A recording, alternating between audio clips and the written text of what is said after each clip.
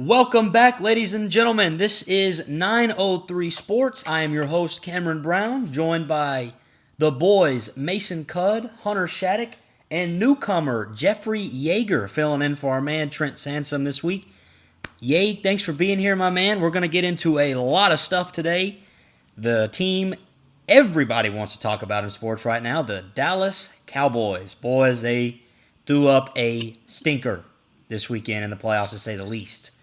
Dallas goes down to the 49ers in the wild card game, 23-17.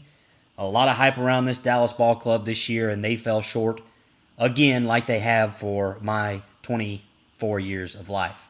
And it's been tough. And I'm not a Cowboys fan. I like to jump on the bandwagon late, but I know my Cowboys fans are hurting. I've got a lot to get off my chest, so I'm going to start this week. We might as well just make this Brownies rant to start. So Dallas came out in the game. They started slow. Niners hit them in the mouth early. Jumped on them 7-0, and Dallas looked like they didn't know what to do at that point. We're like, wow, we're down 7-0. What do we do? And they couldn't get the run game going. The O-line was so bad in the game. Dak never had time, especially early in the first quarter. They just looked so disorganized and discombobulated, and next thing you know, it's 23-7, and the Niners are in the lead. And credit to San Francisco. They're a good football team. The Niners are not a scrub team. But Dallas, at home, they were the only home playoff team to go down this week. Let me say that again.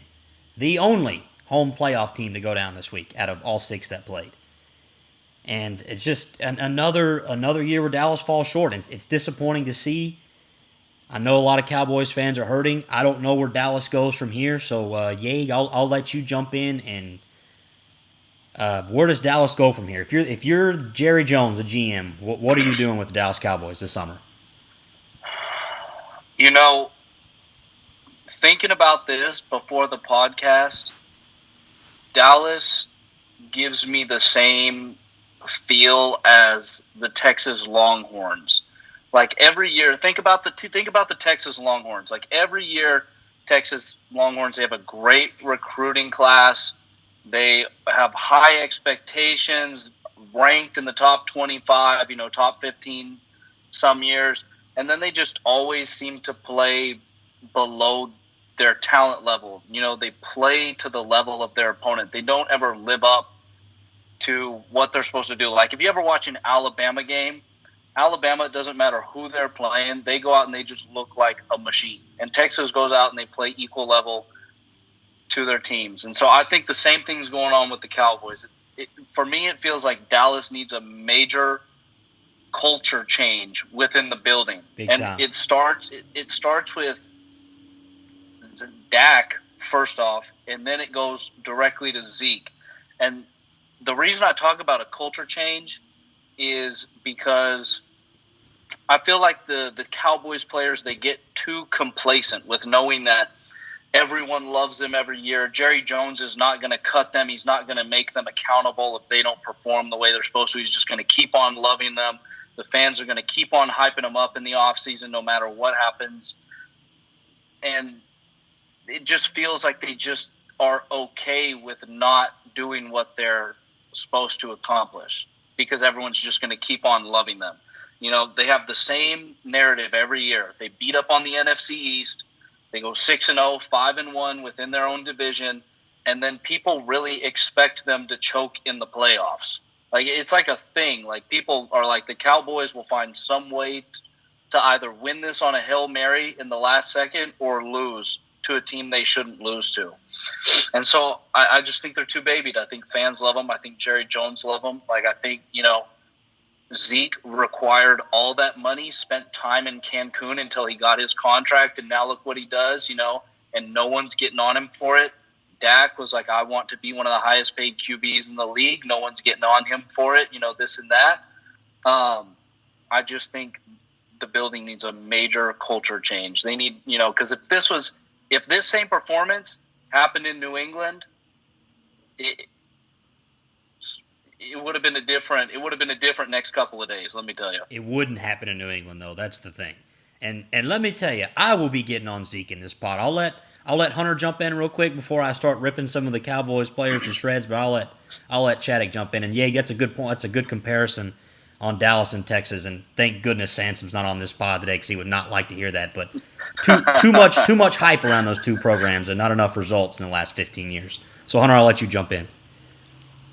Well, I think what Yeg was saying there is that nobody inside the organization is going to get on Zeke or Dak. I don't think he was talking about the media or the fans, and maybe that's not what he meant, but that's what I'm going to say. It doesn't feel like Dak is going to show up and McCarthy is going to be like, "Hey, man, that actually wasn't a very good game." He's going to say, "Oh, well, the ref's this or the ref's that," and not going to talk about the fact that he completed like 53% of his passes.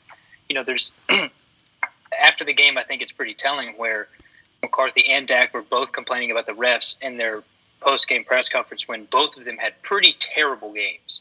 And no, it's not fair to blame it all on Dak because, like you said, Cameron, the offensive line is atrocious. So bad. It was the strength of the team within the last couple of years. I mean, 3 or 4 years ago, they had the best offensive line in football, and now it looked like I could have gotten to Dak. And so I don't quite understand what happened there. But so I don't want to put the loss all on Dak Prescott. But kind of like Yeager was saying, it does feel like the culture needs to change. And Yeager, you said that it starts with Dak, but I almost disagree. I think it starts all the way at the very top from Jerry Jones. So we're talking about accountability. And this is the same man that fired Tom Landry. He fired Jimmy Johnson. And now it took him forever to fire Jason Garrett. And he's not going to fire Mike McCarthy. You can take that to the bank. And he doesn't fire them because they're puppets. He did get along with Bill Parcells because Bill Parcells would look him in the face and say, "You're wrong. I'm not listening to you." Mike McCarthy can't do that. Jason Garrett didn't do that. They need to stand up to Jerry Jones. The Cowboys need somebody to stand up to Jerry Jones and say, "This is not acceptable. Like, this is not how I'm going to run a football team. I'm going to run it my way, and we're going to get our crap together." And that I cannot see that happening in a million years. And so I don't know what the answer is because I know what I would do, and that's fire Mike McCarthy instantly. Immediately. And that's just not going to happen. I wouldn't have hired the guy in the first place. Cameron, I told you the day that we hired Mike McCarthy, I said, that's a terrible hire. You did. And I've been saying it ever since, and I haven't stopped saying it, and that's what I would do today, fire him. You were on the anti-McCarthy train pretty quick, and I was not. I'm on that train now, but I thought it was a decent hire for Dallas, and that's a good point. Jason Garrett was a puppet, and it seems like McCarthy's a puppet. And you know what that causes on a football team? A soft football team. The Dallas Cowboys, put it on record, the Dallas Cowboys are a soft football team. They looked mortified when they went down 7-0. They didn't know what to do, and they finally got into some kind of rhythm late in the game, but it was too late. It was way too late. And, I mean, the Cowboys are soft, and that may come from what you're talking about, Hunter, just what Yeager said, no accountability. And then you don't have these hard-nosed coaches like Parcells and all these other guys like Landry and like Dallas Cowboys have had back in the day, Jimmy Johnson. So, I don't know.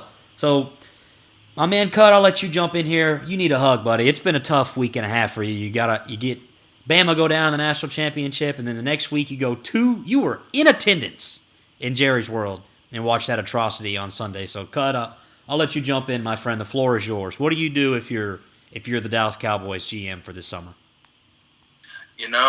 Like you said, well, yeah, it has been a tough last 7 days. But like going back to being at the game, I mean, for one, it was astonishing to me on how many Niners were there, fans. Me too. I mean, like when the Niners scored, it was like, whoa, like there's a lot of fans back in here. And it was wild. And like you said, Cameron, Niners went straight down the field, no problem. Easily. First drive. And then it looked like Dallas was like, whoa, what do we do? And, touching back to last week of what we were talking about, kind of the keys to success for Dallas, Cameron, you were talking about Dallas got to stop the run the run with the Niners. Didn't even come close to happening. Couldn't do it. Hunter, you were talking about the what offense are we going to see with, the play calls and getting Zeke kind of like in some different formations and getting him the ball instead of just running pretty much just straight into our linemen, and then I was talking about, Kyle Shanahan's going to have Debo all over the field. He killed us on the jet sweeps. We called that 4 trillion years ago, and hell, he was running the ball like Cordell Patterson too and catching the ball. So, I mean, the Niners hit all 3 of their strong points on us the whole game. And it, like you were saying, Cameron, I mean, we waited till pretty much the last leg to even attempt to make it a ball game. And then, of course, it's way too late to do that, especially in a playoff atmosphere. That's a 1 in a million to be able to pull that off. But going forward with Dallas, last week I was defending Mike McCarthy. I think he's a good coach, but, the last Sunday, I don't know what. Then again, he made me eat my own words there. But it all started with me in the very end of the half when we were down 16-7. The Niners got the ball. We just punted to them. We stalled out. Didn't get any points before half. And there's 15 seconds on the clock. And the Niners just run it up the middle. They're going to half. And Mike McCarthy starts calling timeouts. Like, we're going to get a punt with 1 second left. And I'm like, that's got more of a chance for them to bust a run and hurt us even more. This is silly. Thank God that didn't end up happening. But I was like, from then on, I was like, what? He's just out of it already. And, I think that really the big problem for us was up front. Our O-line got pushed around. The Niners ended with 5 sacks. Dak was uncomfortable, threw a pick. He missed some balls. And our defense didn't get 1 sack.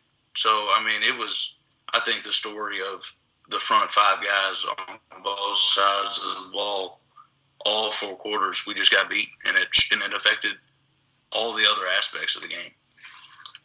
Yeah, Mike McCarthy drives me nuts. I don't know how y'all do it.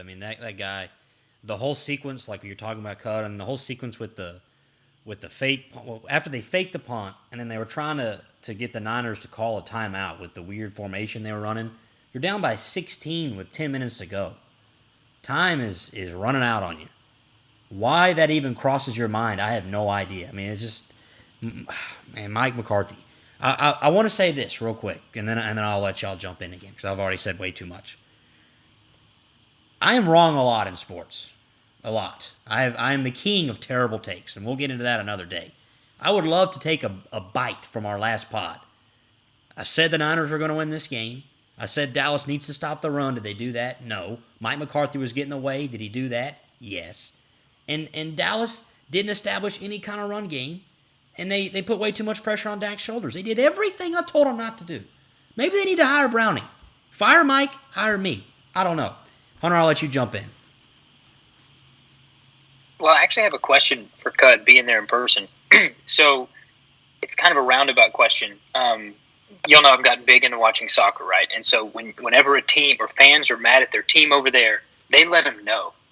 They'll be in a game. I was watching an Everton game a couple months ago. The fans got up in the middle of the first half and left in the middle of the game, protesting. And you know what they've done? They fired somebody in the front office and the head coach since then. Stuff gets done over there because the fans are upset. They show they're upset. What was the mood like in Jerry World, kind of, especially during the first half when it looked like we were a middle school football team, and then after the game, after just one of the worst coaching decisions I've ever seen in my entire life? Were the fans upset? Were they booing? I saw the fans throwing stuff, but I'm not too crazy about that. But what was it like? Yeah, so like in the first half, it was, as far as the Dallas side, it was pretty quiet. We didn't have a whole lot to cheer about, other than that touchdown that Dak threw to Amari. But, it was pretty quiet. And not only that, like, if I'm a player and I'm at home and I'm hearing basically we're not doing anything and the Niners are whooping our butts, and how loud the away fans were cheering, like, if I'm a player, I'm like, whoa, like, this is not really how it's supposed to be going here. But, yeah, in the first half, we didn't have a whole lot to cheer about. And the Niners sure did, and they made it known that they were there the whole way, really. Well, and the reason I ask is I was, especially after the game, I was sitting down kind of, contemplating life like you do. And I was thinking, I just felt helpless, right? As a Cowboys fan, I felt helpless because nothing's going to change. We're going to run it back with the same coaching staff next year unless Kellen Moore gets poached by some poor team that's going to have a terrible coach, some offensive wizard. But anyway, I just felt helpless. And I thought, I wondered what it was like in person if that kind of vibe was going around, because there's nothing we can do. As fans, we can't just show our frustration with the front office, with the owner, and something's going to change, because Jerry's never going to change. Nothing is going to happen the way we want it to happen as fans, and it's a really frustrating feeling, because it's hopeless. I have no hope to ever see a Dallas Cowboys Super Bowl while Jerry Jones is the owner of the team, which is a really sad thing to say, but it's just frustrating.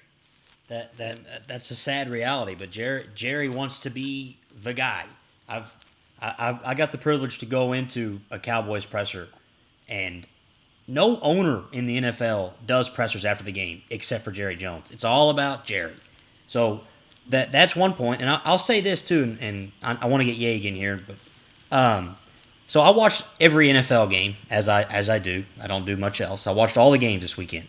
Every single home team had wicked home field advantage. The Bengals, the Bills, the Chiefs, it was loud. And when the other team did something, it was pretty quiet. I don't know if y'all heard this, but at the end of the game, and Cud, you would know this better than me, but there was a lot of red in that game. There was a lot of Niners fans there. But at the end of the game, when the referees were kind of in the huddle, like, do we have time? And they said the game is over. Did y'all hear that crowd pop? That was a loud cheer. It wasn't like a crazy boo from the Cowboy Stadium. It was a loud pop. And I didn't get that vibe from any other game. So that's another problem Dallas has, and I don't know, you can't really fix that. But, I mean, that almost seemed like a 50-50 crowd, and it was in Dallas. So, yeah, I know you got some thoughts, so I want to let you jump in here. Here is my thing, right? There's a lot to be said for people that have to grow up against the statistical odds, right? Like you look at like a Jalen Hurts or a Baker Mayfield, say what you will about him, but Baker was like a transfer, 2-time walk-on, this and that to the Heisman. Jalen Hurts transferred from Alabama after getting subbed out in the national championship to Oklahoma to beat the odds. There is something to having guys on your team that had to beat the statistical odds. And I just feel like with the Cowboys, they are the high society,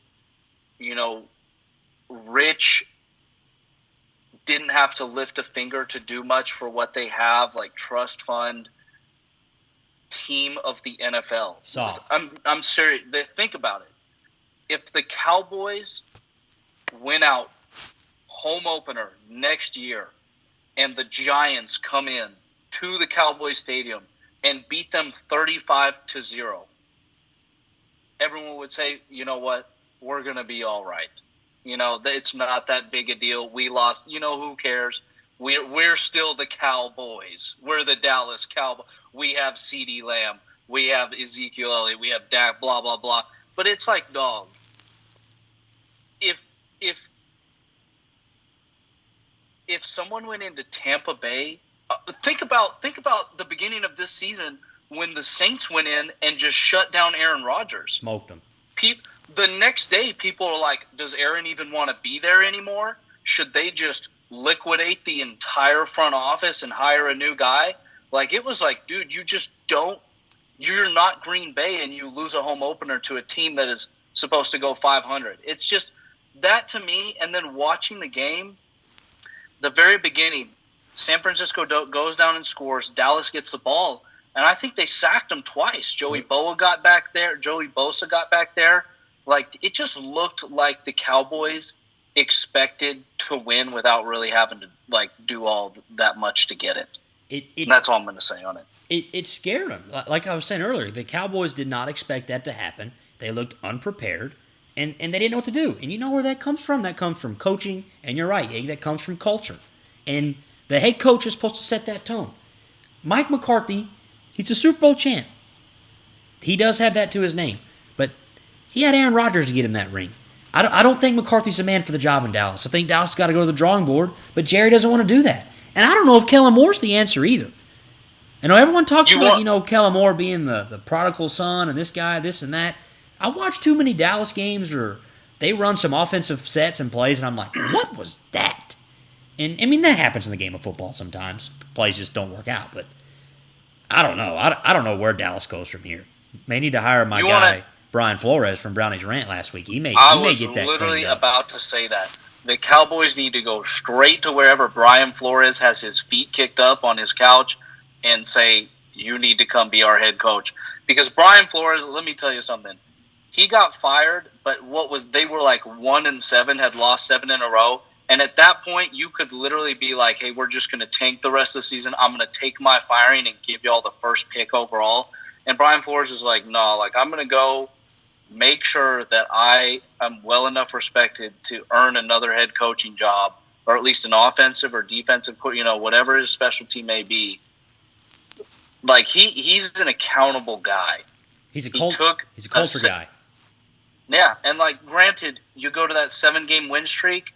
I think they had like one super quality win, which was against the Ravens at home on Monday Night Football. Other than that, they beat the Jets twice, this and that, blah, blah, blah.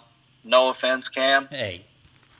But the fact of the matter is you're 1-7 and you get a team to believe that they can win 7 games in a row. Like that says something about who you are as a coach. He's a culture guy. He cleaned up Miami really quick. They were a mess when he got there. Like I was talking about last week, they were one of the worst teams in the league, and they ended up going like 5-11 his first year, and they were supposed to beat the 0-16 Dolphins. They were supposed to be horrible. He's a culture guy. Jerry's not going to get a guy like that. He's not going to bring in a guy like that that's gonna push back on what Jerry wants to do. And I don't know. Everything points to Mike McCarthy coming back next year, and Dallas is just going to keep recycling this thing over and over. So Hunter, I'll let you jump in. Well, isn't Jerry Jones like? Doesn't he have like a weekly podcast where he like talks about updates about the football team? He goes on Dallas radio, I think, every Monday. He goes onto one of their radio stations up there. He does like a presser. No owner does that. That's crazy. That's crazy. I mean, he gives like injury updates about the team on Dallas radio. It's like, bro, you should literally just own the team, and that's that.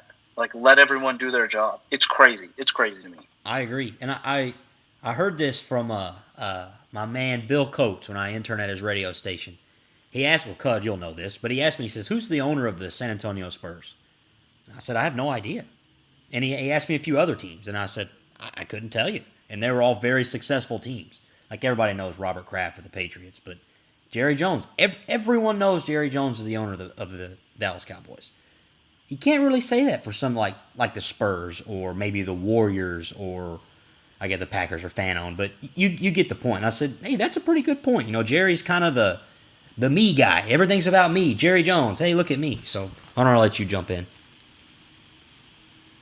Yeah, I don't want to commandeer the conversation, but I kind of do want to move toward this game specifically with kind of the game plan and play calling during the game. And I want to see what y'all think. I really want to see what Cud has to say about it, because I know Cud was kind of pro-McCarthy last week, so I want to see him answer for his sins here. And so do a little experiment with me here. If you had went into this game and watched the game not knowing the circumstances, obviously the crowd was full, but let's say you just watch it, and I said that was week 2, you'd think, oh, okay, that makes sense. That makes sense. There was some sloppy play calling, a lot of pre-snap penalties, but hey, it's early in the season, right? That's excusable. Or maybe you'd even think it was a preseason game. No, this was a home playoff game, and we had 14 penalties. This is the most in any playoff game ever by a team, 14 accepted penalties. And then after the game, McCarthy's in his press conference, and they ask him about the last play, which we haven't even talked about yet, which is bizarre. And he said, well, would you rather run a Hail Mary from the 50 or throw 4 verticals from the 25? That's a fair point, Mike. But we weren't on the 50. We were on the 40, first of all. Second of all, you think Dak was running 25 yards in 14 seconds, going to slide, get everything set, take a snap, spike it, and still have time on the clock, and you think he's running 25 yards? Absolutely not. Okay? And further than that, they should know that the ref has to set the ball. It is literally your job to know these things. You're the head football coach. They do, in every practice, they do situation drills, right? 2-minute drill, whatever it may be. Surely they've done this before. Surely in practice they've done something like this before. I would hope that they wouldn't just pull something out of a hat in the wild card playoff round that they've never practiced. So surely in practice, you would think Mike would say, hey, by the way, whenever you slide, give the ball to the ref because he's going to have to spot the ball before we can snap it. Clearly that was never done. But you would think that a professional coach would do something like that, preparing his team for the game. Seems pretty simple. If it's something you're going to bust down in the wild card round, you should probably do it in practice, maybe twice. So I was very frustrated by how he just kind of threw his hands up in the post game. So what would you rather do? Like that was his only option. Like that was clearly not his only option. And that didn't sit well with me. And then specifically talking about the offensive game plan, I said it last week that they needed to run the football. And Yeager brought up Zeke's contract. I can't remember exactly what the numbers are. I'm sure y'all know. But how much money is he making a year? Like $15, $16 million? Something? Way too much. A lot. No, right? A lot. It's more than that. It's around 20, I think. Okay, so it's a lot for running back. Yes. And so, anyway, they pay him all this money, and he got handed the ball 12 times in a playoff game, making all this money. And he's not a world beater back, but he's not that bad. He's not that bad. And even further than that, if you do think Zeke is that bad, Tony Pollard's a good back. You know how many times he got the ball? 4. 4 times he got the ball.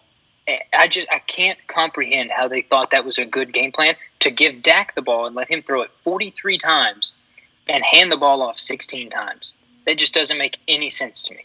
And so I have big questions about Kellen Moore and his game plan ability coming in because everybody knew that he was just going to give the ball to Dak and say, hey, cut it loose. And so included in everybody, there would be the 49ers and the defensive staff there. So they knew how to game plan for us because we're as predictable as can be. And then, obviously, with McCarthy's decisions there at the end of the game and in his presser where he was like throwing his hands up, well, I guess I don't know what else to do. You know, I didn't want to throw a Hail Mary from the 50-yard line, so what do you do? That really rubbed me the wrong way. So I'm ready to clean house. What do y'all think? Well, I saw a tweet right before we got on this pod, and Cod, I know Hunter wants you I want to get you in as well, but I saw a tweet. So you mentioned Tony Pollard having 4 carries, Hunter. Tony Pollard was the featured back for one drive in that football game. That drive resulted in 7 points for the Dallas Cowboys. Only drive he was a feature back in the game. You mentioned Zeke only getting 12 carries. He only had 31 yards on those 12 carries. He couldn't get anything going. So Kellen Moore throws his hands up. Well, I can't get Zeke going. I guess we got to make Dak throw the ball 55 times. Tony Pollard, you got that guy in the backfield. The offense is more fluid with my man Tony Pollard. That's the number one thing I'm doing this offseason if I'm the Dallas Cowboys. Forget McCarthy for a second. I know Cowboys fans don't want to hear it. I know y'all love Zeke. He is the heart and soul of the football team. Y'all, Cowboys fans in general, love Ezekiel Elliott. Him and Dak. Feed me more. Yeah, the whole thing. Zeke was great in 2015. 2022, Zeke is not good. Something's wrong. I don't know if he's beat up. I don't know if he just doesn't have the pop anymore. Through 17 games this year, Zeke had 2 100-yard games. 2. Down the stretch, Zeke was 12 carries for 31 yards, 14 carries for 48 yards, 14 carries for 41 yards. That's not going to win you ball games. It's not your identity. I love Dak. I think Dak can win a Super Bowl. But he can't win a Super Bowl if he has to throw the ball 55 times. He's got to have a good run game established. And some of that's the offensive line. I don't know what's happened to Dallas' O-line. Their O-line is awful. I don't know what's happened to it. It used to be one of the best O-lines in the league. They've got to build around Tyron Smith and Zach Barton and get the other spots cleaned up because I just don't know what's happened. But when Pollard gets in the game, the run game is rolling. The offense is clicking and rolling. But they got to go to their big contract guy, Zeke, keep him happy and keep giving him touches. He's a drive killer. I can't tell you how many times I'd watch Dallas get a good drive going, give it to Zeke, carry for a half a yard, carry for a yard. And it kills the drive. And Dallas has got to move on. I don't know what you can get for Zeke. I don't know what he's worth. But if I'm Dallas, I'm drafting a back. Or I'm just keeping Pollard, and then maybe have Clement be his backup. I don't know what Dallas needs to do, but I think Zeke's run his course in Dallas. Ever since he got that big contract, he hasn't been the same, and I don't know what stems from that. I don't know if he's been hurt. He has had some injuries. I know he's had kind of a shoulder injury, ankle injury, all that stuff. But I don't know. Cut. I'll let you jump in. Yeah, Hunter. Like going back to what you were saying about the play calling, it was pretty tough to watch. Especially down the stretch. And let's go back before those last couple sequences. We get down there to the 30-yard line. It's 4th and 4, and we decide to kick a field goal to make a 2-possession game a 2-possession game. I thought that, we were struggling and we needed some points, but at the same time, you got to know that we need 7. And I thought we should have gone for it. So I thought that was a poor play call. But then later on in the game, in that last sequence of going down the field, and we did in that QB draw, we started that drive on our own 30 with a minute or so, or I can't remember the exact time. I think it was like 30 seconds cut. It wasn't much at all. And next thing you know, we're at the 40 with 15 seconds left. They're giving us 10-yard outs, literally giving it to us. We had at least 2 more plays of doing that. Then all of a sudden that gets you down to the 30, the 25 area with maybe 7 or 8 seconds. Maybe you do another one of those out routes, get it inside of the red zone. Then you have a legitimate play to throw in the end zone, not a Hail Mary from the 50, or like Mike McCarthy was saying. I mean, the way he threw up his hands, like you were saying, Hunter, I thought it was pretty poor of him to do that. You don't have timeouts, and you know that not only does the ref have to come set the ball, all those 300-pound linemen, all the receivers, they have to not only run down there, they have to be set. Because, if they got a false start, it'd be a 10-second runoff, wouldn't it be, I think? Yep. But, that would have been game. Yeah, in that whole drive, that last drive, in the span of 2 or 3 plays, there's 10 questions that you're like, wait, what are we doing here? We had some better options. Even if we did get down to the 30 and throw it in the end zone and still lose, hey, at least you got a chance, But, yeah, and I don't know, maybe that QB draw play was, hey, Dak, run 10 yards and fall down. And then maybe Dak was running and said, oh, maybe I can get some more here. I don't know. The ball wasn't in my hands. But I thought that was the whole thing was frustrating and disappointing the way it all unfolded, especially there down the stretch. It was a perfect ending to a disaster of a game for Dallas. And the play call was idiotic, but who's to say that even if they get the spike off, who's to say they're going to throw a 30-yard Hail Mary at the end of the game anyway? You took that away with the stupid play call, but the odds were still incredibly slim. Dallas never should have been in that situation in the first place. You had 2 opportunities to get off the field on 3rd down on defense. Before that, penalty on hands to the face on 3rd down, and then on 2nd down you get Randy Gregory with the hold, throwing the lineman on the ground way away from the play. Just undisciplined football. Undisciplined, unprepared, stupid, and soft football. That's the Dallas Cowboys right now. That comes from coaching. And I'm telling you, if I'm the man in charge, I'm cleaning the coaching staff. I will give Dan Quinn credit, even though that defense has so many dumb penalties. The defense was pretty sharp this year for the most part. They do give up, there were some high-scoring games Dallas gave up. They caused a lot of turnovers, and that defense kept them in the game against the Niners. So Dan Quinn gets a good approval rating for this year in year 1. Kellen Moore, I don't know. He shows some burst. The offense looks really good, and the Dallas plays a really good football team, and the offense just looks like they don't know what to do. They have fun hanging 50 points on the Washington Football Club, and then the Philadelphia Eagles, who are playing their 3rd stringers. So I don't know. Dallas Cow. Honestly, this is going to be a hot take, but I'd almost rather be a fan of the Lions right now. At least the Lions know what they're doing. They're tanking and building for the future. Dallas is in purgatory right now. Dallas thinks they're a Super Bowl contender, but they're not. And they're not bad enough to just blow it up and tank. So where do you go? Where do you go if you're Dallas? What do you do? Because Dallas has not been in a Super Bowl in my lifetime. They haven't even been in an NFC Championship in my lifetime. And that team's got a ton of talent. Got a lot of good young talent. But they're stuck in purgatory. The Niners are a solid club, and I don't want to just kill San Francisco. But Dallas is the better football team. You got to win the home playoff game. So, yeah, I'll let you jump in. I want to answer the question, what do you do this offseason if you're the Dallas Cowboys? Go ahead. you fire McCarthy. It's not going to happen. It's not going to happen, but you go first thing, hey, Mike, it's been great. You can, maybe we keep you on as a player reputation advisor. I don't know, but he's gone. He's not gone. He's not the head coach anymore. I honestly don't have too much of a problem with Kellen Moore. To be totally honest with you, I liked the QB draw play. I thought it was like, I don't have like just an explosive issue with it. I think Dak should have known, hey, it takes this many seconds for everyone to get to the line to get set and for the ref to get there and set it and spike it. I mean, they had 15 seconds. You get to, those players are running the 40-yard dash in 4.5 seconds. So he can, draw it, get 10 yards in 3 seconds. That puts you to 12. It takes 8, 9, 10 seconds to get everyone set and spike the ball. You got one shot. You're at, they start at the 45, you're at the 35, 30, whatever. And so I honestly think that's an IQ thing.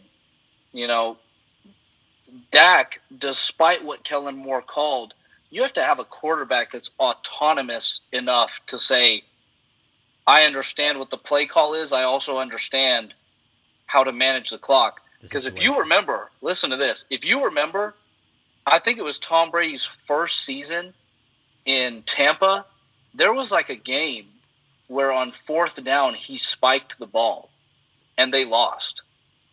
And he gets into the locker room and he's like, somebody's got to effing tell me that it's 4th down. And someone yelled back at him and was like, you're not in New England anymore.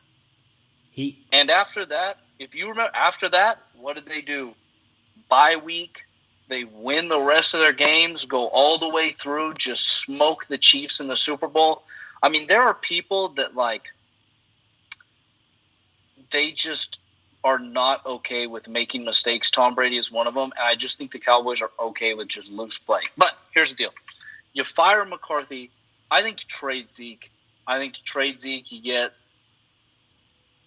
a bag of popcorn. I think you keep Tony Pollard. Honestly, I think you trade Zeke for a pick and an offensive lineman and whatever. You get Zeke out of there. You let Tony Pollard become the star, right? I think Dak's a fine fit for the Cowboys. I think Dak has a maturity about him and a leadership quality. Like, people want to follow Dak. They want to like him, and I think you don't get that a lot where the whole team wants to follow the quarterback.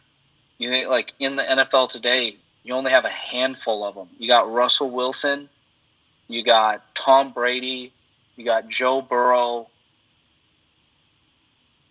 Dak. I mean, you can list off all the quarterbacks where people, you can easily tell the whole team doesn't want to follow them. Matt Ryan, Kirk Cousins, Jimmy Garoppolo. Even Matt Stafford was a question mark for like the first half of the season with the Rams. People are like, are we on this or are we not?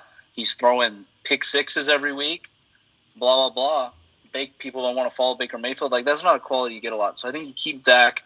You trade Zeke, you fire McCarthy, you go get Brian Flores, and someone has to say, hey, Jerry, we need you to, for one season, try to be in the shadows. Take a step back. Just for one season, try it, and if it doesn't work, you can do whatever you want, but just for one season, try it. It'll never happen. Great. I love the idea. That's a great idea. It'll never happen. I think that's what you do. I agree. I agree on literally all those points. Little turnover in the coaching staff. If you want to keep Kellen Moore, that's fine. No more McCarthy. Trade Zeke for a new popcorn vending machine in the stadium. You got to draft through the O-line. They need some new pieces on the O-line. And then, maybe a piece or two on defense. But, I mean, and I agree with what you said. Dak has that it factor. He has that leadership factor that not many guys have, and it's very rare. And that's why I like Dak so much, because he just has that factor. You can tell everyone loves playing for that guy. So that's what I see. So, Cud, any final thoughts on the Cowboys and just a really disappointing end to this season? Yeah, just to kind of go through what, as far as if I was making the decisions on what we would do moving forward, is as far as the coaching is going to be concerned, I think we're going to do a double whammy, kill ourselves here. is we're going to keep Mike McCarthy, and Kellen Moore's going to leave to go be a head coach somewhere. Yep. And we're going to have another pretty average flat season with McCarthy, and then we're going to look up and say, well, wow, maybe we should have kept Kellen Moore. And then now he's killing it off with someone else, and then we're stuck with our hands in our pockets. So I am pretty worried about what we end up deciding as far as head coach. If it was me, I'm moving on from McCarthy, and I wouldn't mind, giving Kellen Moore a run with it at the helm. I think he's, I think like we touched on it last week, as far as all these teams moving towards a young guy with a kind of a different way of looking at the game, and maybe he might be your franchise guy for years to go. But as far as the head coaching deal, I think it's going to be a disaster.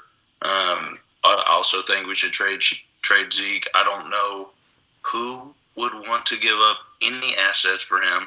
Like Cameron said, after you get a major deal, he has 2 100-yard games. I mean, if I'm looking here in the front office and I'm looking at this resume, and I'm like, well, he's on the decline. Why would I give up, picks and possibly a good asset of a player for this guy that, might not even do anything for my team? So, but if possible, I would trade Zeke. And then also, I think we ought to move on from Anthony Brown. I think he's a good corner, but he's just not big enough. And he's not even on the 1 and 2 wide receiver. He's usually running the covering the 3 wide receiver on defense. And if that guy is, he killed us on mass mismatches with pretty much just throwing lob balls up there. And then not only that is he undersized, then now he's fighting with the receiver, and now he's getting 40-yard penalties, with pass interference.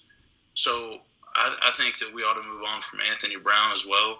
Maybe try and get another tall guy. I thought a great acquisition this offseason was Javon Curse. He's like a 6'4" safety. He was awesome this year. So I think if we could get another height guy out, to go with Trayvon Diggs, I think that would be big. But going forward, I think there's some definite moves that have to be made. And will we make them?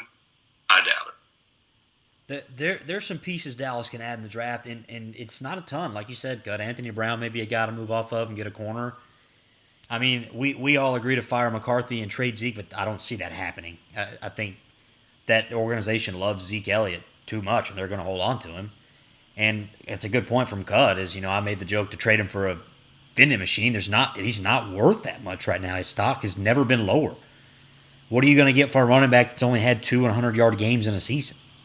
And he's the featured back. I mean, you see Tony Pollard only get 4 carries. It's not like he's splitting half his carries with somebody else, like a lot of teams in the NFL do now. It's Zeke's your feature guy.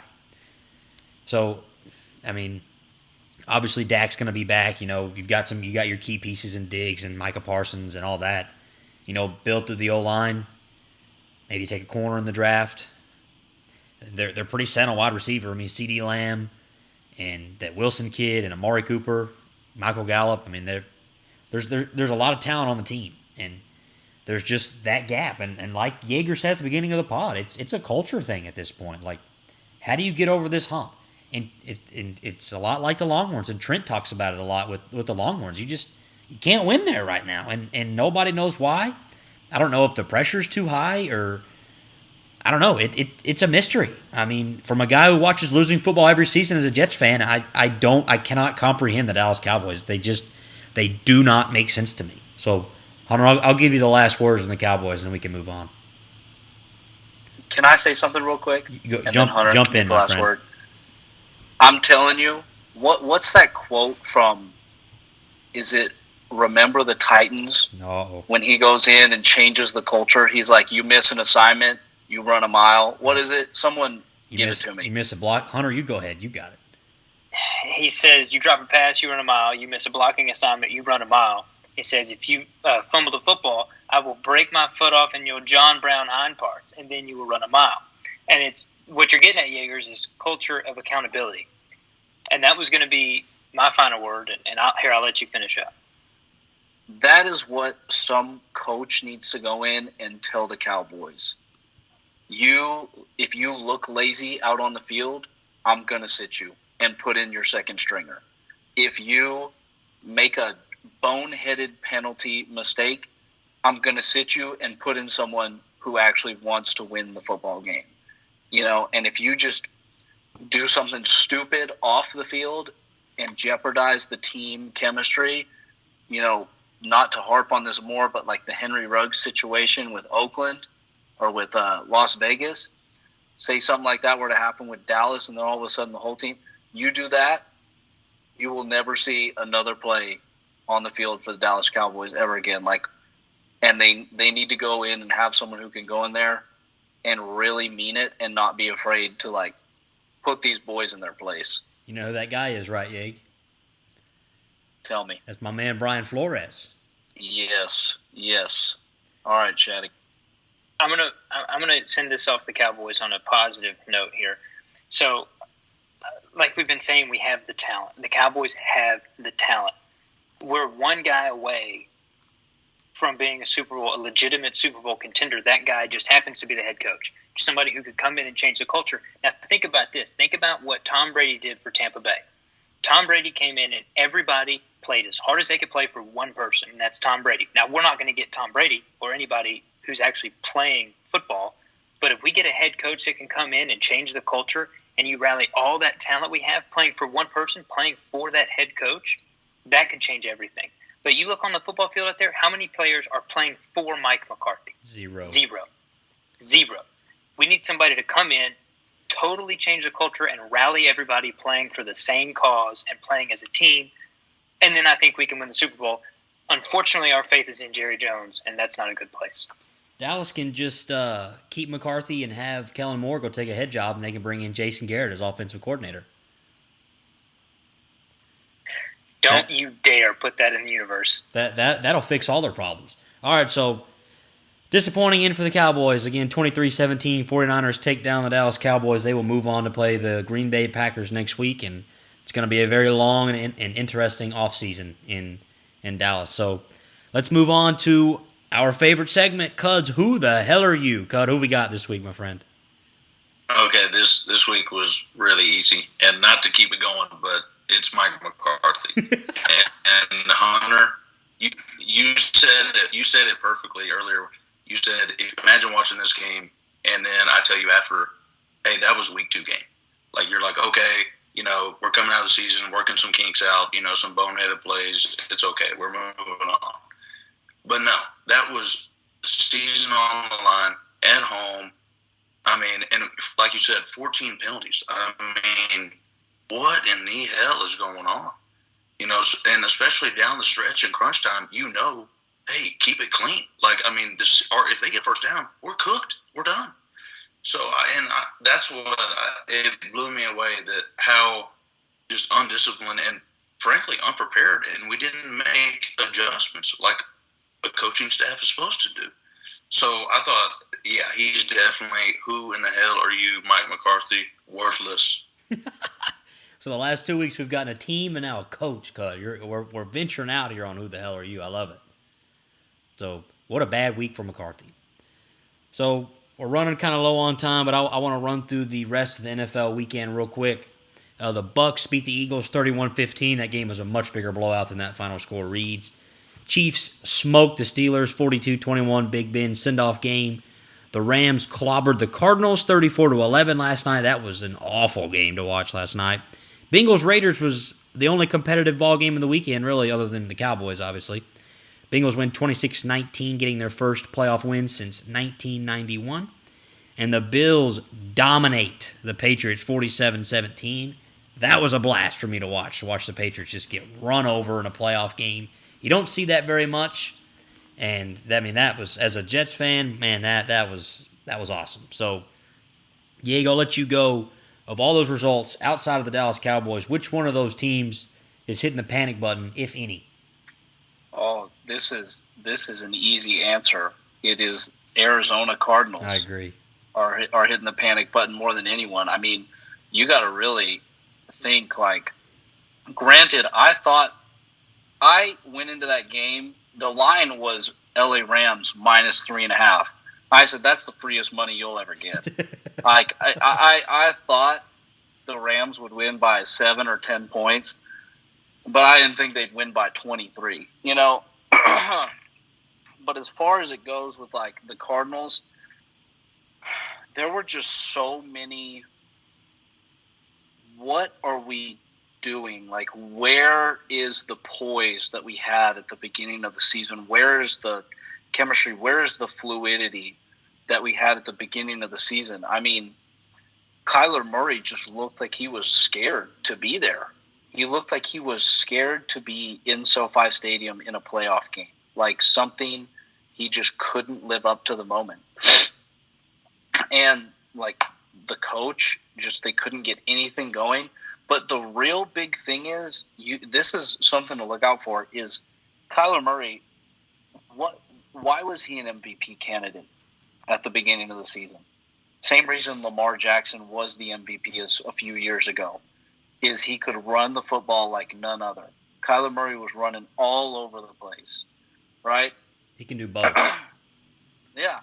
And Kyler Murray, you want to know something? Kyler Murray rushed twice for 6 yards in that game versus the Rams. And guess what? His longest rush was 7 yards, which means one of the rushes went for -1 yards. Not ideal. What's going on? You got the most mobile quarterback in the league that's still in the playoffs, rushing twice, and only one of them goes for positive yardage, and that it's for 7 yards. You don't have DeAndre Hopkins, so you need to run the ball a little more. It's like, dude, you get down a ton early, so you definitely need to just figure out some way to get some momentum going, which is play your strengths. I'm telling you, Arizona,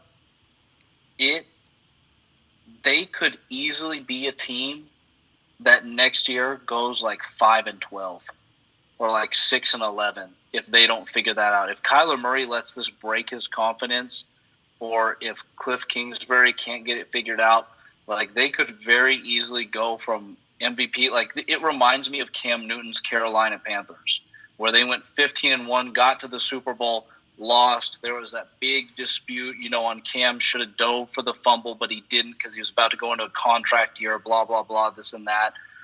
Kyler Murray, contract talk comes up this offseason for him, So was he scared to run because he didn't want to get popped? Is he scared to run because he's only 5'10" and Aaron Donald was staring him in the face? He doesn't want to just get cracked wide open. There's a lot. It reminds me a lot of that 2015 Carolina Panthers team, where they had one great year and everyone's like, okay, we're going to keep just doing this. And then NFL teams went in and watched tape, and the next season they were not good. And I really think, because the Seahawks are going to rebuild, so they might get 2 games there, but they're not going to beat the 49ers and the freaking Rams. They're not going to beat them.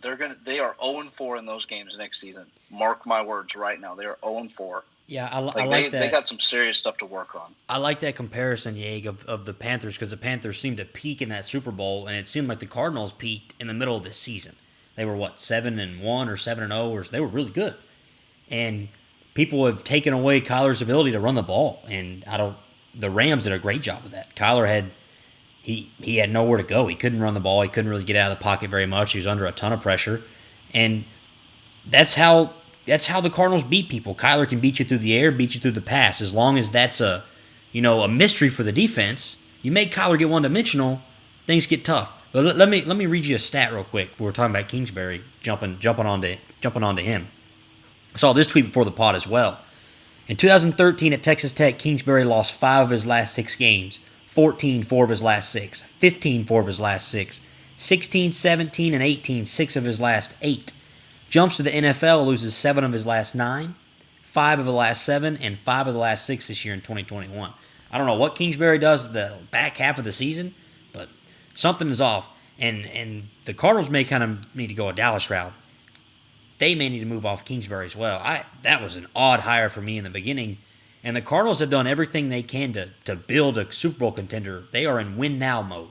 You go sign J.J. Watt, you trade for DeAndre Hopkins. They've made all these moves, and they're kind of stuck in purgatory too, and they had a disaster into the season. And I called the Cardinals frauds for the last 4 or 5 weeks. So I didn't see it in him anymore. Something was off. So Hunter, I'll let you jump in. Well, I'm actually going to change a little bit on this topic here. Kind of who needs to worry. I think it's worth mentioning the Steelers, because we're about to see a non-Ben Roethlisberger Steelers team for the first time in my memory. I mean, when did he get drafted? 2003, 2004? Yeah. I don't remember the Pittsburgh Steelers before Ben Roethlisberger. So I think it's worth bringing up about how lost that team could be. Anytime a franchise, like you look at the Giants, they had Eli Manning for years and years, and then they've been nothing since. So teams can, unless you're the Packers, I guess, teams can have one quarterback for 12 to 15 years and then just go off the grid because they don't know what to do without him. So it's going to be worth watching this offseason if they try to bring somebody in, if they go to the draft, maybe free agency. I think it's definitely worth keeping an eye on that situation. Yeah, I think the Steelers, the only reason I didn't mention them is because they didn't really expect to be in the playoffs. So they kind of got their magical send-off. I think the Steelers kind of know they're going into rebuild mode, kind of like how Seattle does if they let Russell Wilson go.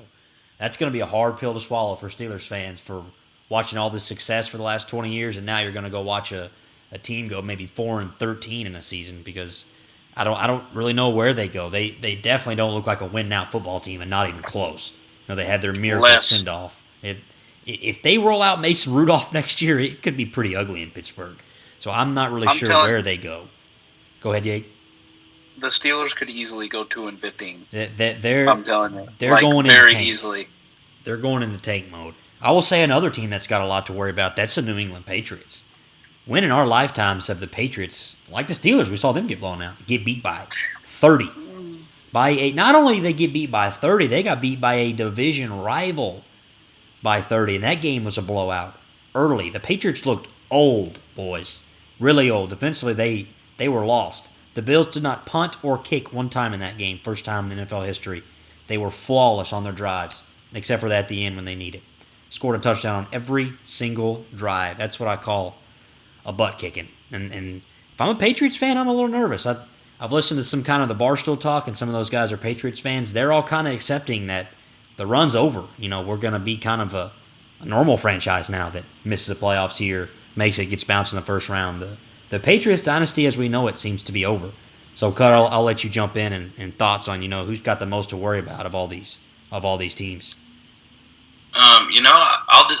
Before I say my team, I disagree with you there. I think it's not just enough time to hit the panic button if I'm a Patriots fan. This last offseason, they spent a ton of money on some great free agents on both sides of the ball. It's Mac Jones's first year at the helm. He still is making deep runs. That might have taken a bigger step back, but I don't think you hit a panic button for them just now.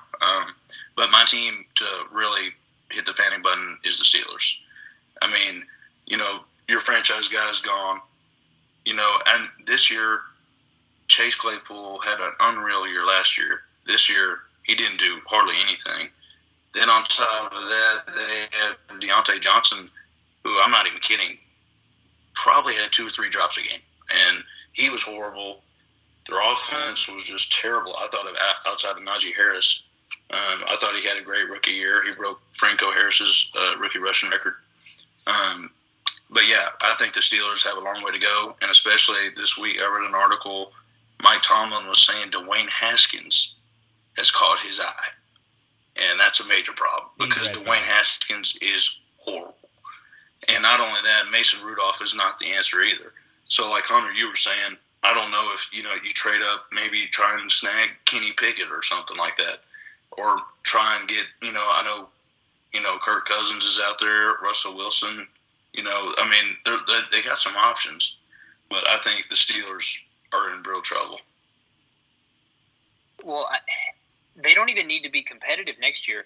I think if I'm a Steelers fan, I care about a direction. Yeah. And if that direction is total rebuild, I'm okay with that. If you want to trot Mason Rudolph out and you don't like anybody in the draft this year, let's maybe, I don't want to say tank, but not necessarily worry too much about next year's results and start building pieces to make another go at it with another QB in 2 or 3 years. Let's have a direction. That's what good franchises do, is they have a good run, they hit the end of that run, they reload and go again. And that's what I'm wanting if I'm a Steelers fan. But I'm decidedly not a Steelers fan. So if they go into purgatory, I'm good with it. The Steelers Yeah, are. I agree. Go ahead, yeah. I agree with you, Shattuck. The Steelers, like, I don't really know a QB going into the draft that if I'm the Steelers, I'm like, hey, they're worth paying big first-round rookie money to go and get. You know, honestly, I'm with you. I would say just give it to Mason Rudolph first season. It's going to suck. It's going to be a long, hard season. Mike Tomlin's going to have to deal with a lot of garbage. But, hey, you go out with that first-round pick you got this year and go get T.J. Watt's counterpart on the other side, and all of a sudden you've got one of the most phenomenal defenses in the league, you know, or at least the rushing, or at least the pass rush attack, blah, blah, blah, blah, blah. And I think you just let Mason Rudolph just huck the ball for a season. And so, honestly, or you go, like, sign some – I don't even know. Could you sign Cam Newton? Would that even be worth it? I mean, he's bad. I don't know. There's just no one I love. The Bengals aren't. I mean, the Browns aren't going to trade Baker within division to one of their guys. So I don't know. But another thing I want to say is I'm with Cud. I don't think you press the panic button on New England just yet. I think people are because they're so used to New England winning so much. But if you were any other franchise and you drafted a rookie QB and you didn't have a phenomenal team and your rookie QB took you to the first round and had the season that they had, I think most people would be like, hey, you know what? We've got a pretty promising future. But it's because they've had Tom Brady for the last 20 years that they're like, that they're like, goodness gracious, we didn't make it to the conference championship for the first time in who knows how long, so we need to go into panic mode. So if I'm a Patriots fan, I'm chilling. I'm saying Mac Jones, he did what he could with what he had the first season. It wasn't great. It wasn't bad. It was as efficient as possible. You go get some more pieces, and that's that. I'll say this for the Patriots. That rookie QB got you beat by 30 points in the first round of the playoffs. So I'm slamming the panic button. Slam the panic button. The dynasty is over as we know it. And it's not even on Mac Jones. It's on their defense. No. Their defense You're is just old. mad. You're just happy that finally the Pats can't smoke the Jets anymore. And they're getting some of their own. I'm stomping all over the Patriots' grave. I love that. 30-point blowout, division rival, national TV in a playoff game. The Patriots didn't even look like they belonged on the same field in that game. So, dynasty's done. Patriots, they're done. And I'll say this about the Steelers that we're talking about panic button. Like you said, Hunter, they're going to find direction. The Steelers are an extremely stable franchise. I don't know what direction they're going to go. I've got a theory. I have a theory, and I talked about it with it might have been Sansom in the middle of the season on what the Steelers are going to do next year. You know who their quarterback's going to be next year? Aaron Rodgers. They're going to draft a couple O-linemen, and Aaron Rodgers is going to be the guy in Pittsburgh. You watch. Rodgers has talked on McAfee all summer about how much he loves Mike Tomlin. So I'm telling you, keep an eye on that. Wow, that'd be crazy. Rodgers is not going back to Green Bay. That would be some NBA level stuff. Rodgers is not going back to Green Bay, and he's got plenty of football left in him. Pittsburgh could be a good fit. They got to rebuild their O-line, though. He's not going to play behind that terrible offensive line. But Steelers have some pieces in place, and they need a quarterback, obviously. So that's something to keep an eye on. But nothing else to really touch on these games. The Eagles just happy to be there kind of team. Raiders same way. Raiders nearly stole that game. And, you know, the Bucks, the games coming up this week going to be Bucks, Rams, Titans, Bengals.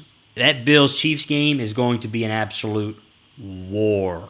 I cannot wait for that game. I don't know who's going to win that game. It's almost a game where it sucks somebody has to lose that game. That's a Super Bowl type game. I mean, that's going to be really, really fun to watch. And you also have the Niners-Packers. So I hope I hope the Bills beat the Chiefs. I don't want to pull for a division rival, but I kind of am pulling for the Bills too. Josh Allen's a really easy guy to root for. That's going to be a wild game at Arrowhead. There's probably going to be a lot of points in that ball game, and that's a Bills revenge game from the AFC Championship last year. So the Bills are going to come out. They're going to come out hungry, and that's going to be must-watch television Sunday night.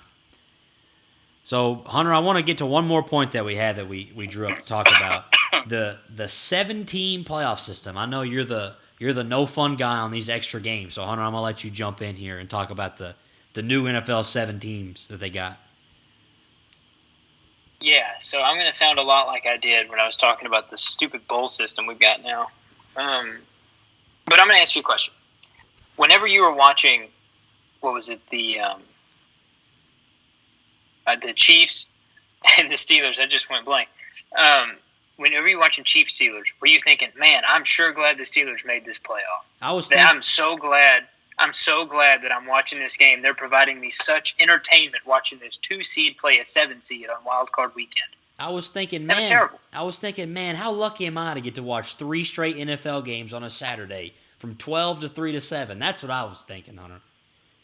All right, that's a heck of a schedule. You're right. That's a heck of a schedule. It's a heck of a day. Okay, I get it. Okay, that's fine.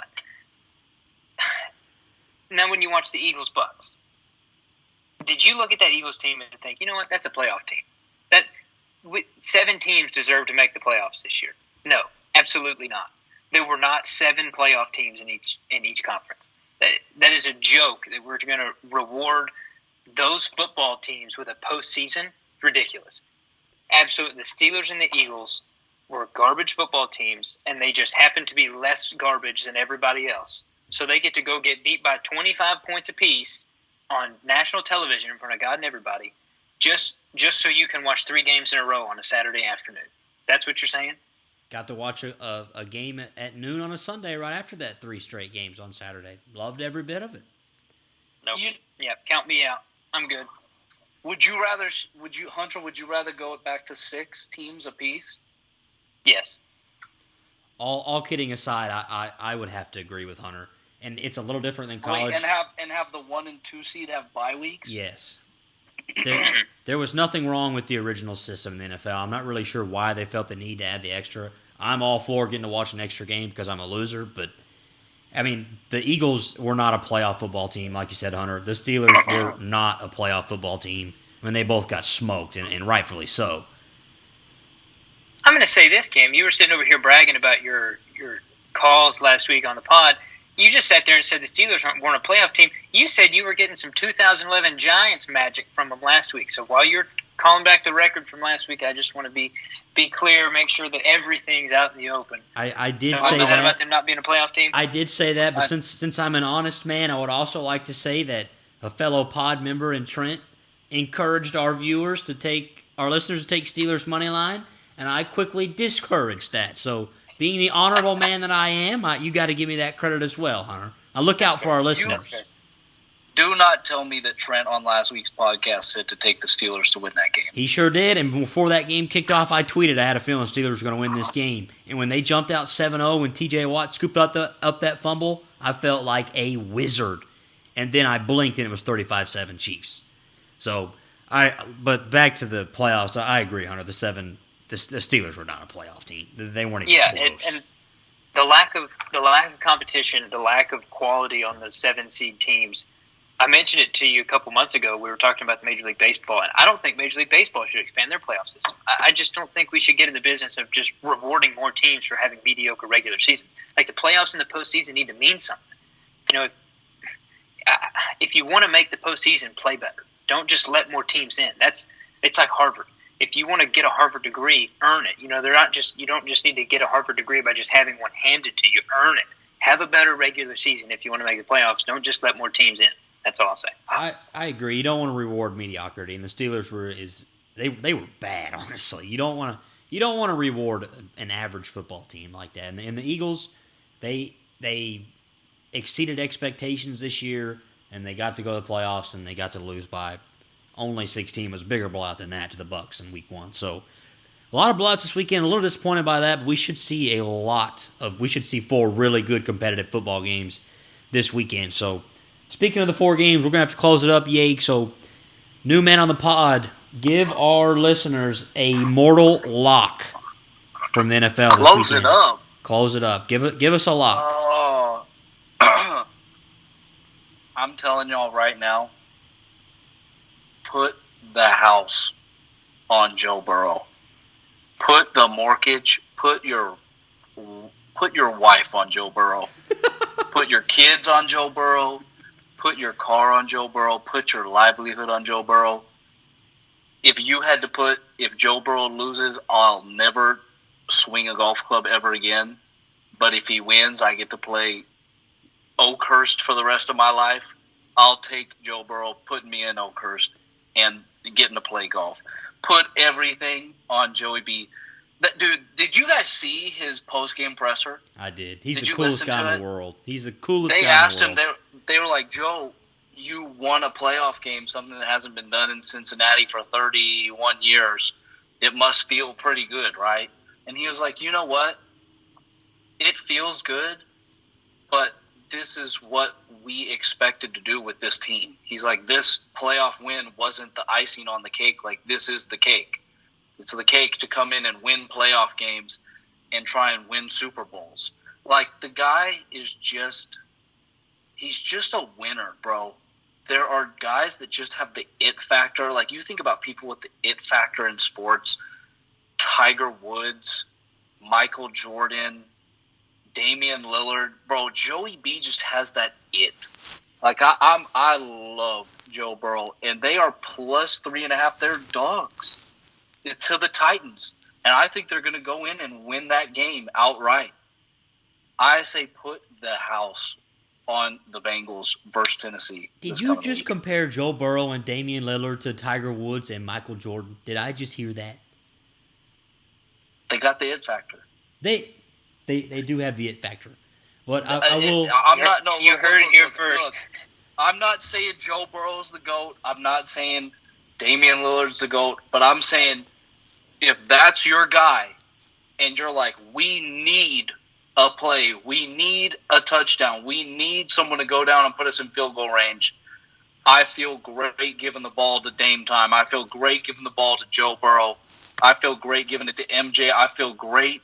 Tiger Woods needs a birdie on 18 to win the Masters. I feel good with those guys. I'm taking Zach Wilson 7 days a week and twice on Sunday. Oh. That's why you're a Jets fan.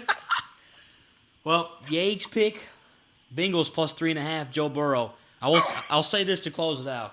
Nobody is living. I will say this. Go ahead. When we get on next week's podcast and I was right, I want my respect. Don't be giving our listeners a loser on your first week on the pod, Yake. I want my respect. That would be unforgivable. I will say this: no one is living a better life right now than Joe Burrow. Last couple years, man, brings a national championship to LSU, wins the Heisman, gets drafted number 1, and then in his second year as the Bengals quarterback, he wins them their first playoff game in 31 years. So Joe Burrow is the man. I mean, hard not to like that guy. So.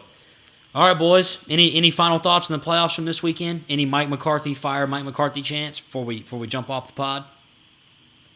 All right, everybody. I'm glad it's the off season though. Another disappointing Cowboys season in the books. All right, everybody. That is 903 Sports. The Bucks are winning the Super Bowl. Bucks. Mark my words. Bucks beat who in the Super Bowl, Yake? Before we close it. Bucks Bengals.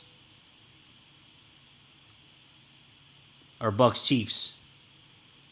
I think we lost Jaeger. He looks frozen. I think it's no. I'm thinking. Bucks Bills and the Bucks win. Bucks beat the Bills. I'm sticking to my prediction. Yes. Packers beating Chiefs. I'm riding that in the sunset. Oh.